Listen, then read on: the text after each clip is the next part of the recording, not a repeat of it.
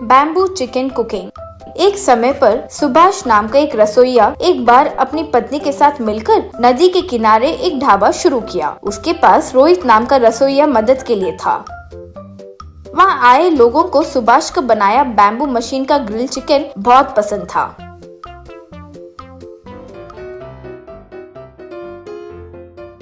एक कस्टमर सुभाष से, सुभाष जी, ये नदी के किनारे ये ग्रिल चिकन खाने का मजा, वाह, अलग ही मजा है जी। ऊपर से ये बैम्बू मशीन का आइडिया बहुत अच्छा है जी, वाह। रोज रोज उस ढाबा पर ज्यादा लोग आने लगे। एक बार सुभाष के पास उसे मुर्गी सरफराज करने वाला मुर्गियों का व्यापार आकर, क्यों भाई सुभाष, दिन ब दिन आपका व्यापार बढ़ता ही जा रहा है। तुम्हें देखकर मेरा भी मन करता है कि ढाबा शुरू कर लो भाई, तुम सपोर्ट करोगे? श्रीमान, आप मुर्गियों का व्यापार कीजिए, वही आपके लिए सही है। यहाँ बहुत सारा काम होगा, वो सब मेहनत करना पड़ता है।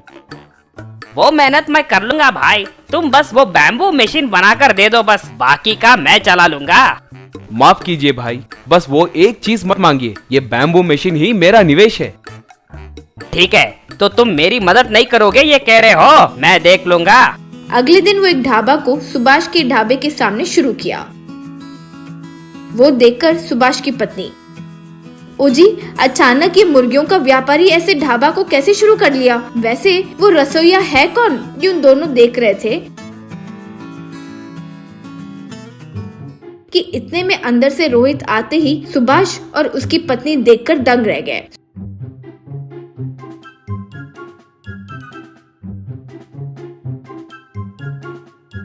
सुभाष तब रोहित के पास आकर, ये क्या रे, एक बार तो बता सकते थे ना। अगर तुम्हें ढाबा शुरू ही करना था तो हमसे कह सकते थे ना, हम ही कोई प्लान बना कर देते ना। इसमें आश्चर्य में आने वाली क्या बात है? ये मुर्गियों का व्यापारी मेरे पास आकर अच्छा पेमेंट दूंगा कहा, मैं चले गया, बस सिंपल। ठीक है रे, तुम जहाँ भी हो खुश रहो, कहकर चले गया। उस दिन से धीरे धीरे सुभाष के पास आए लोगों की संख्या कम होकर सब मुर्गियों के व्यापारी के ढाबा पर जाने लगे। एक दिन रोहित मुर्गियों के व्यापारी के पास जाकर, श्रीमान, मेरी सैलरी बढ़ाइए, मेरे वजह से आपका व्यापार अच्छा चल रहा है ना। क्या भाई, तुम्हारे वजह से मेरा व्यापार अच्छा चल रहा है? मेरी मुर्गियों को मैं बाहर 300 रुपए केजी में बेचता हूँ, लेकिन मुझे वो 100 रुपए में ही मिलते हैं, इसलिए हम ग्रिल चिकन का रेट इतना कम लगाए। सुभाष के ढाबे का रेट से यहाँ के ढाबे में चिकन रेट कम होने के कारण सब यहाँ आ रहे हैं। तुम्हारे वजह से संख्या बढ़ी है, ऐसे मत सोचो, ये याद रखो। रोहित को बहुत अपमानित महसूस हुआ, लेकिन क्या करे, वो समझ नहीं पाया तो वहाँ से चले गया। एक बार सुभाष परेशान बैठा था तो बेटी लक्ष्मी आकर, क्या हो पिताजी, क्यों इतने डल हो? सुभाष तब जो हुआ वो बताया। पिताजी, मुझे पूरी बात समझ आ गई, अब मैं संभाल लूंगी। अगले दिन एक स्पोर्ट्स कार में एक रिच फेलो मुर्गियों के व्यापारी के पास जाकर, हे लुक मैन, मैं यहाँ एक 5 स्टार होटल बनाने की सोच रहा हूँ, उसके लिए मुझे तुम्हारा सपोर्ट चाहिए। 5 स्टार होटल? यहाँ वो सब बेकार हो जाएगा जी, यहाँ कोई नहीं आता। नहीं, यहाँ रोहित नाम का कोई खाना बनाने वाला है, वो बहुत अच्छा बनाता है, सुना है, वो बहुत फेमस हो गया है। हमारे गांव में उस रोहित के बारे में ही बात करते हैं। वो बातें सुनकर रोहित वहाँ आकर, बताइए, मैं ही रोहित हूँ। अरे इसका उतना सीन नहीं है जी, बस एवरेज खाना बनाता है, शायद आपको कोई रॉन्ग इन्फॉर्मेशन दिया होगा। देखो रोहित, मैं तुम्हें महीने का 1 लाख तनख्वाह दूंगा, यही एक बड़ा सा 5 स्टार होटल बनाना चाहता हूँ, तुम संभल पाओगे? रोहित बिना एक क्षण सोचे, श्रीमान, मुझे 1 लाख दोगे तो होटल को पूरा मैं संभाल लूंगा। ये लो एडवांस, अब से तुम मेरे पास ही काम करोगे, कहकर पैसे दिया। मुर्गियों का व्यापारी क्या करे समझ नहीं पाया। मुर्गियों का व्यापारी कई खाना बनाने वाले को लेकर आया, लेकिन कोई भी ठीक से खाना नहीं बनाने के कारण व्यापार ठीक से नहीं चला, तो वो ढाबा को बंद कर दिया। शहर में वो रिच फेलो लक्ष्मी को, सुभाष को रोहित के पास लेकर आया। रोहित उन तीनों को देखकर पूरा प्लान समझकर, ओ सुभाष, क्या प्लान बनाए, वाह, आखिरकार मुझसे होटल बनवा रहे हो, मुझ पर विश्वास करने के लिए बहुत बहुत शुक्रिया। तब से रोहित उस 5 स्टार होटल में अच्छे से व्यापार करके जीने लगा। गांव के एक गुफा में एक चोरों का सरदार ऐसे बोल रहा था। 40 साल 40 इयर्स के लंबे सफर के बाद हमारा सोमू आज रिटायर हो रहा है। कई चोरों को देखा है लेकिन हमारा सोमू बेबदल है। सोमू साहब, we will miss you. Retire होकर आप क्या करना चाहते हो?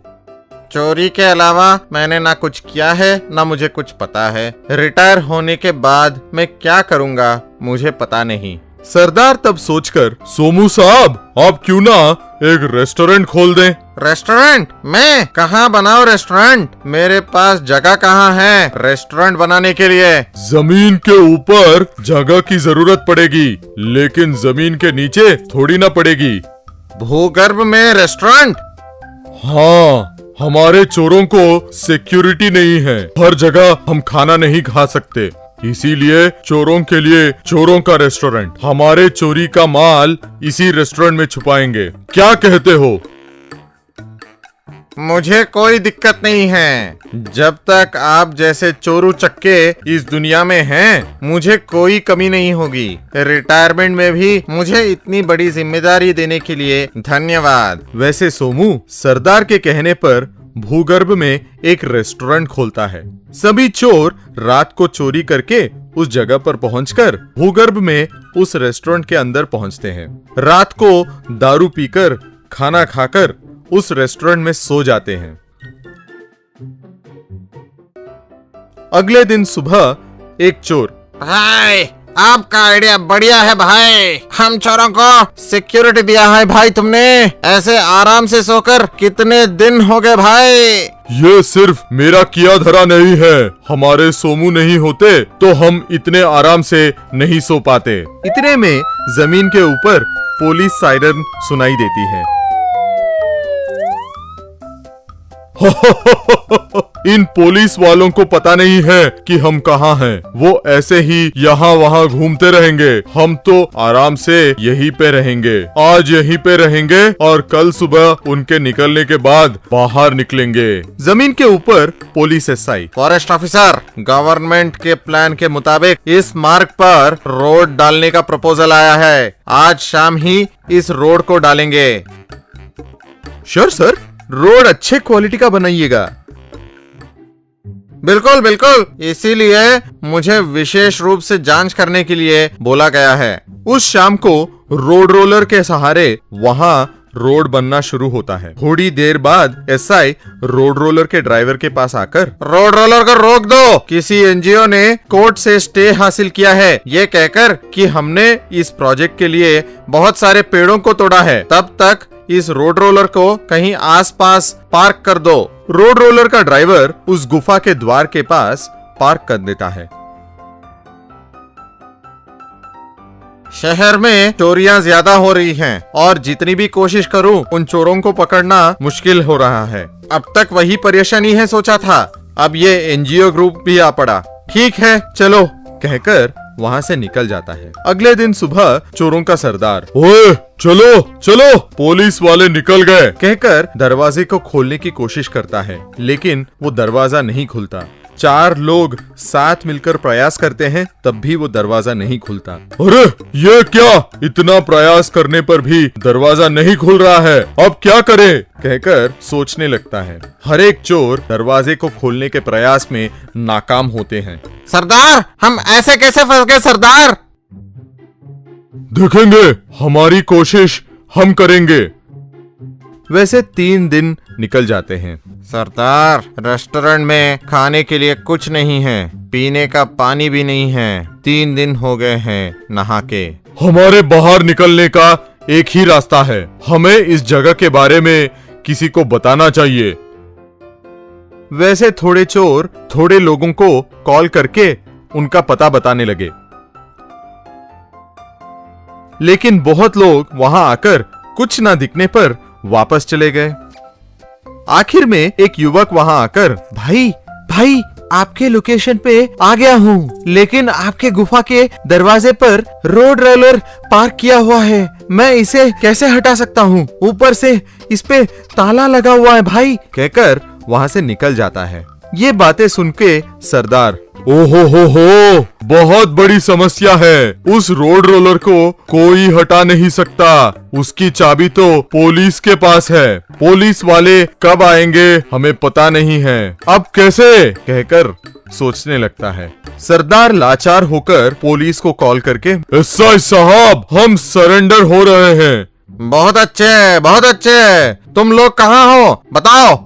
आपने रोड डालते वक्त अपने रोड रोलर को जहां पार्क किया उसके बिल्कुल नीचे हैं। एसआई और उसके साथी जल्दी जल्दी वहां पहुंचते हैं और रोड रोलर को हटाकर गुफा के अंदर जाकर सभी को अरेस्ट करते हैं। एक गांव में अनंत नाम का एक बिरयानी बेचने वाला आदमी रहता था। अनंत का बिरयानी उस गांव में बहुत मशहूर था। अनंत के बच्चे नहीं रहने के कारण वो अनाथ आश्रम से एक बच्चे को लाकर पालने लगा। उस बच्चे का नाम चंदन रखा और उस बच्चे को अच्छे से पढ़ाकर बड़ा किया। चंदन अपनी पढ़ाई पूरी करके कोई व्यापार करने का सोचकर पिता के पास आकर,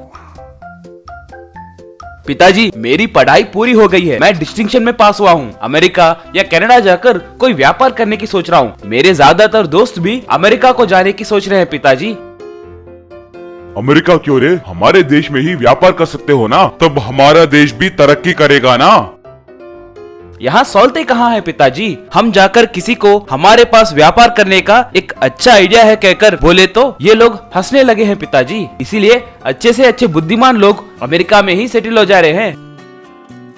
ऐसे नहीं बेटा, मैं जो काम बोल रहा हूँ वो करने के बाद तुम जरूर अमेरिका जाओ, मगर उससे पहले तुम यहाँ पर एक व्यापार शुरू करो। अगर तुम यहाँ सफल हुए समझो तो तुम दुनिया में कहीं पर भी सफल हो सकते हो। चंदन तब अच्छे से सोचकर, यहाँ कौन सा व्यापार शुरू करूँ पिताजी? दूसरा कोई व्यापार क्यों रे, अपना बिरयानी सेंटर बिजनेस है ना, उसे पूरे देश में फैलाओ। डरने की जरूरत नहीं है, क्योंकि हमारे पुराने कस्टमर्स हमारे पास ही आकर खाएंगे ना। चंदन ठीक है कहकर अनंत बिरयानी व्यापार को और आगे बढ़ाने के लिए बहुत मेहनत करके दिन रात अच्छे से सोचकर स्विगी, जोमैटो जैसे ऑनलाइन फूड डिलीवरी वालों से बात करके अपने बिरयानी सेंटर को उनसे जोड़ा। बहुत कम दिनों में ही अनंत बिरयानी पॉइंट में बहुत सारी बिरयानी के ऑर्डर्स आने लगे और फूड डिलीवरी बॉयज लाइन में आकर खड़ा होने लगे। अनंत बिरयानी कम समय में ही बहुत मशहूर हुआ। लगभग सारे गाँव में अनंत बिरयानी सेंटर के ब्रांचेस खुलने लगे। एक बार अनंत चंदन से, चंदन, तूने तो चमत्कार कर दिया है रे, बहुत कम दिनों में ही हमारे बिरयानी को पूरे प्रदेश में मशहूर कर दिए हो, कहकर उसकी प्रशंसा करने लगा। एक बार चंदन अपनी प्रेमिका हेमा के पास आकर, हेमा, हमारे प्यार के बारे में अपने पिताजी से बात की। मैंने उन्हें बताया डियर, तुम the great Anant biryani centre के मालिक के बेटे हो कहकर उनसे कहा। वो 5 मिनट में आएंगे बोले थे। वो देखो मेरे पिताजी बातों में ही आ गए। हेलो अंकल, मेरा नाम चंदन है। Hello Chandan, nice meeting you, कहकर हाथ मिलाया। अंकल, आपको पता ही है ना, यूं कुछ कहने वाला था। या मेरी बेटी ने मुझे सब कुछ बताया है, मगर मुझे एक शक है। कल के दिन अनंत बिरयानी का वारिस तुम ही होगे, इसका गारंटी क्या है? आप क्या बात कर रहे हैं अंकल? मैं उनका बेटा हूँ। ओ कम ऑन, सेंटिमेंट के बातें छोड़ो और बिजनेसमैन की तरह सोचो। अगर लीगली देखा जाए तो तुम अनंतनाग के सगे बेटे नहीं हो। उन्होंने तुम्हें पालकर बड़ा किया है, बस वो तुम्हें अपनी पूरी जायदाद देंगे इसकी तो गारंटी नहीं है ना। उसके बातें सुनकर चंदन एकदम से सोच में पड़ गया। हाँ सच्चे अंकल। तो पहले अपने बैकग्राउंड को मजबूत बनाओ, उसके बाद ही हम शादी के बारे में बात करेंगे, कहकर वहां से चला गया। उस रात चंदन अपने पिता से, पिताजी कह रहे हैं कि अमेरिका जाने के लिए मेरे नाम पे थोड़े जायदाद होनी चाहिए, इसीलिए आप थोड़ी जायदाद मेरे नाम पे लिख सकते हो क्या? थोड़े क्या रे, सब तुम्हारे नाम पर ही लिख लो, कहकर कागजात पे अपने सारे जायदाद उसके नाम पे लिखकर दे दिया। अगले दिन चंदन योगेश को मिलकर, अंकल अब मेरा बैकग्राउंड बहुत मजबूत है, पूरी जायदाद मेरे नाम पर ही है, शादी कब है? अभी, यहाँ पर ही, राइट नाउ। क्या अभी? वो नहीं, मेरे पिताजी के बिना। ओ कम ऑन मैन, वो तुम्हारा सगा बाप तो नहीं है ना, और ऊपर से मुहूर्त का समय भी हो रहा है। कमान कमान। कहकर उन दोनों की शादी घर में ही करवा दिया। चंदन अपने पत्नी के साथ घर गया और उन्हें देखकर अनंत दंग रह गया।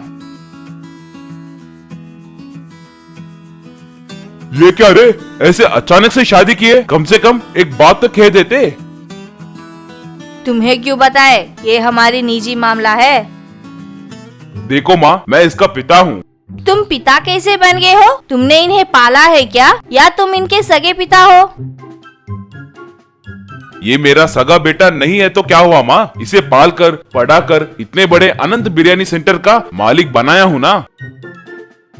बाप रे, ये अभी इतने बड़े बड़े बातें कर रहे हैं तो कल के दिन और क्या क्या कहेंगे? पिताजी, आपको बात करने की तमीज नहीं है क्या? आप ऐसे क्यों बात कर रहे हैं? रुला दिए ना बेचारी को। ओ जी, सच है जी, हम अलग हो जाएंगे, नहीं तो बहुत झगड़े होंगे जी। अगर चाहे तो आपके मुंह बोले पिताजी के मुंह पर थोड़े पैसे फेंक देंगे। उसके बातें सुनकर अनंत एकदम से दंग रह गया। अनंत को वहाँ क्या हो रहा है सब समझ में आ गया। मुझे कुछ नहीं चाहिए माँ, किसी को भी मेरी देखभाल करने की जरूरत नहीं है। अब से ये घर और व्यापार को आप दोनों ही देख लीजिए। कहकर वहाँ से चला गया। ऐसे अनंत अपने घर से निकलने के बाद गांव के बाहर एक ठेली लगाकर बिरयानी तैयार करके बेचने लगा।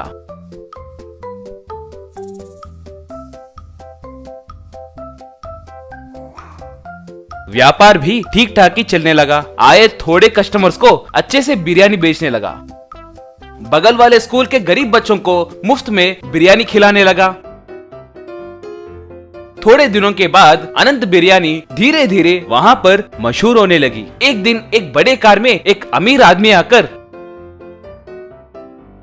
अंकल मुझे एक प्लेट बिरयानी दीजिए। अनंत उस आदमी को बिरयानी दिया। वो अमीर आदमी बिरयानी खाकर, वाह अंकल, इतने सालों के बाद भी आपके बिरयानी का स्वाद नहीं बदला है। आप मेरी एक मदद कर सकते हो क्या? मैं एक बिरयानी सेंटर खोलने की सोच रहा हूँ, उसे आपको ही चलाना होगा, कहा और अपने बिरयानी बिजनेस लगाने के प्लान के बारे में बताया। अनंत अच्छे से सोचकर ठीक है कहा। वो अमीर आदमी उनका धन्यवाद करके कल ही आकर काम के बारे में बात करूंगा कहकर वहाँ से निकल गया।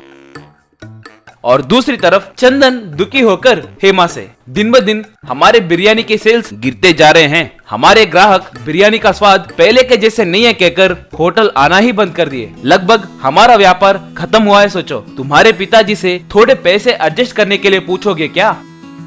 क्यों जी, हमने शादी में दहेज नहीं दिया है कहकर अब ऐसे पैसे पूछ रहे हो क्या? मैं क्या पूछ रहा हूँ और तुम क्या बोल रही हो? तुम्हें समझ आया क्या? हाँ जी, मुझे सब समझ आ गया जी, मैं अब 1 मिनट भी यहाँ नहीं रहूंगी कहकर अपने मायके चली गई। चंदन अब क्या करना है कुछ समझ नहीं पाया और उदास होकर बैठ गया। तभी अचानक एक कार वहाँ पर आकर रुकी।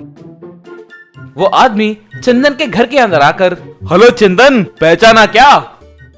चंदन उसे देखकर, रे भाई तुम ही हो क्या? क्या रे ऐसे आए? अभी अभी एक अच्छी डील हुई है रे, उस भगवान की कृपा से मैं फिर से बिरयानी बिजनेस शुरू करने वाला हूँ। ऐसे वो दोनों बहुत देर तक बात किए। उसका दोस्त चंदन से, रे तुम्हारे पिताजी ही मेरे इंस्पिरेशन है रे, एक बार मैं उनसे मिलना चाहता हूँ रे, एक बार उनसे मिलाओ ना। चंदन तब अपने किए गलतियों के बारे में उसे बताने लगा। चिंता ना करो रे, कम से कम तुम्हें अपने गलती का एहसास हुआ है ना। वैसे तुम्हारे पिताजी कहाँ पर है रे? पता नहीं रे, मैंने कई जगह उन्हें ढूंढा है मगर वो मुझे कहीं नहीं दिखे। ठीक है रे, मेरे साथ आओ, हम दोनों मिलकर मेरे पहचानत के एक अंकल के पास जाएंगे और अपने व्यापार के बारे में उनसे बात करेंगे, वो जरूर मान जाएंगे। कहकर वो दोनों मिलकर अनंत के पास गए। अनंत को देखते ही चंदन, पिताजी कहकर उनके पैरों पर गिरकर, मुझे माफ कीजिए, मैंने बहुत बड़ी गलती की है, मुझे माफ कीजिए पिताजी। उठो बेटा। चंदन के दोस्त को वो ही चंदन के पिता अनंत है कहकर समझ आ गया और चंदन और दोस्त जो हुआ वो सब अनंत को बताए और अपने बिरयानी सेंटर के व्यापार के बारे में बात की और अनंत उनके साथ काम करने मान गया। वो तीनों मिलकर फिर से अनंत बिरयानी पॉइंट बिजनेस शुरू किए और तब से अनंत और उसका बेटा एक ही घर में खुशी से जीने लगे।